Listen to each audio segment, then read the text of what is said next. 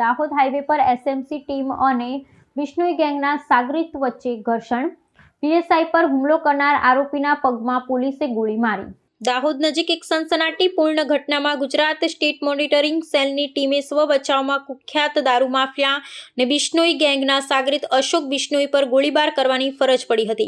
એસએમસીની team આસામથી આરોપીની ધરપકડ કરી તેને ટ્રાન્ઝિટ રિમાન્ડ પર ગાંધીનગર લાવી રહી હતી। તે દરમિયાન દાહોદ પાસે તેણે પોલીસ જાપ્તામાંથી નાસી છૂટવા માટે પોલીસ અધિકારી પર જીવલેણ હુમલો કર્યો હતો।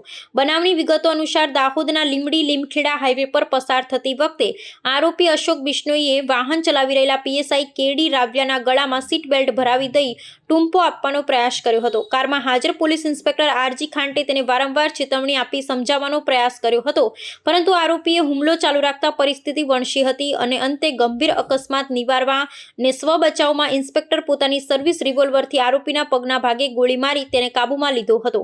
પોલીસના વળતા પ્રહારમાં પગમાં ગોળી વાગતા ઘાયલ થયેલા અશોક બિશ્નોઈએ તાત્કાલિક સારવાર અર્થે દાહોદની ઝાયડસ હોસ્પિટલમાં ખસેડવામાં આવ્યો હતો। આરોપી રાજ્યનો રીઢો ગુનેગાર છે અને દારૂની હેરાફેરીના મોટા નેટવર્ક સાથે સંકળાયેલો હોવાનું મનાય છે।